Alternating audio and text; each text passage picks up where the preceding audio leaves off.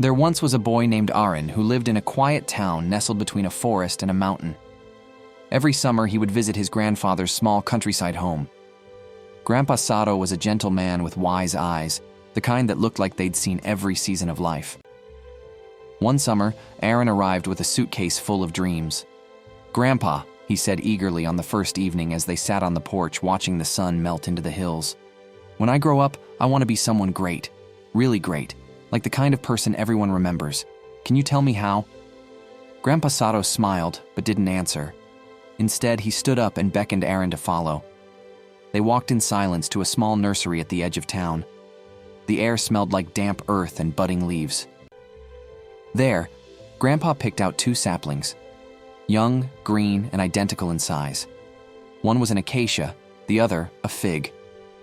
They walked home, and Grandpa did something curious.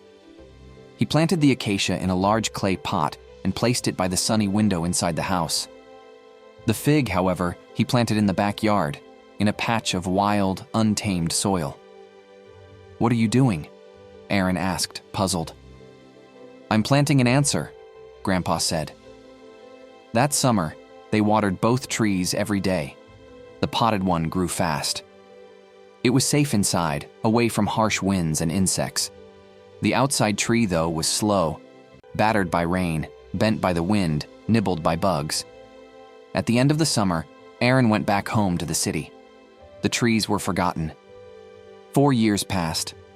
Arin had grown into a teenager. Life had already introduced him to the weight of failure and the sting of comparison.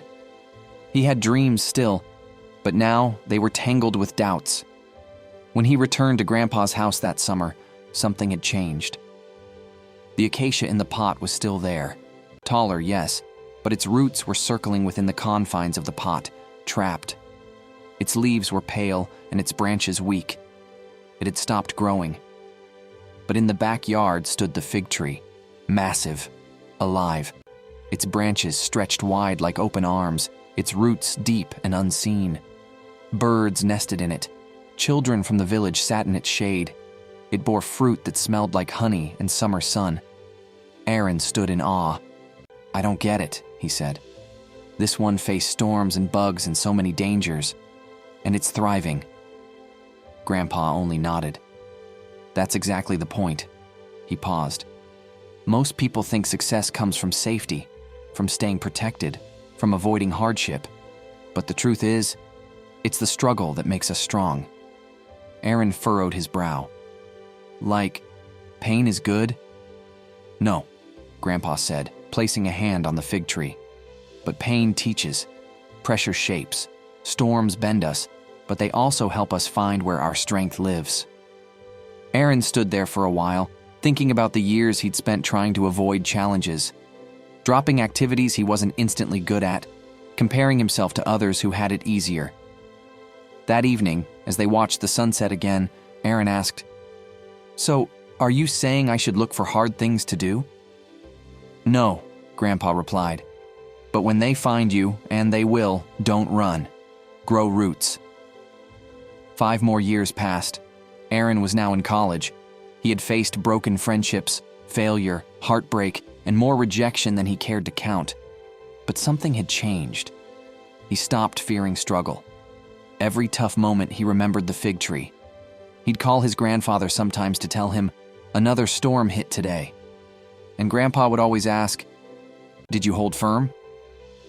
One day, Arin returned again, but this time alone. Grandpa Sato had passed, peacefully, a few months before. The house was quiet, and the porch felt a little emptier. But the fig tree, oh, the fig tree was majestic now. It had grown even taller, its roots pushing deep into the earth, its branches stretching toward the sky like it was trying to catch a dream. Arin sat beneath it and smiled. He finally understood. Moral: comfort doesn't grow champions. Struggle does. Safety shelters, but storms strengthen. Be the tree that touches the sky, not because it was protected, but because it learned how to stand tall in the wind.